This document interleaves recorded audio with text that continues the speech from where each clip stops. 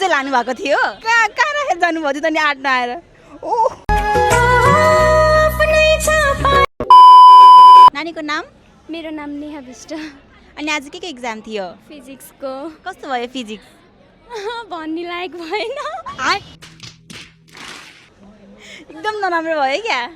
अब खै गरेको छु के अरे सरहरूले अब कस्तो नम्बर दिन्छन् सरमा डिपेन्ड गर्छ त्यो चेक गर्ने अनुसार हो कस्तो हुनुहुन्थ्यो नि आज गार्ड चाहिँ एकदम स्ट्रिक्ट हुनुहुन्थ्यो मेरो एउटा साथीको चिट पक्रियो तर मैले गर्ने सोचिरहेको थिएँ गर्न सकेन त्यसपछि मलाई हटाएन एक काम कर 200 रुपए दे और 50 रुपए काट ओवर एक्टिंग की वजह से चिट चाहिँ लानु भएको थियो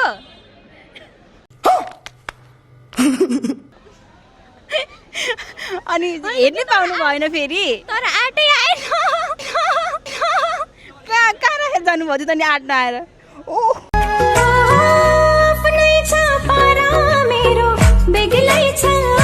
अनि अब के गर्ने सोच छ नि 12 पछि अब 12मा रिजल्ट राम्रो आयो भने चाहिँ बिएससी नर्सिङको सोचेको छु बिएससी नर्सिङ इन्ट्रान्सको लागि पनि सोच्नु सी गरेर अनि एप्पल इन्ट्रान्स सुन्नु भएको थियो म त्यही ब्रिज कोर्स गरे हो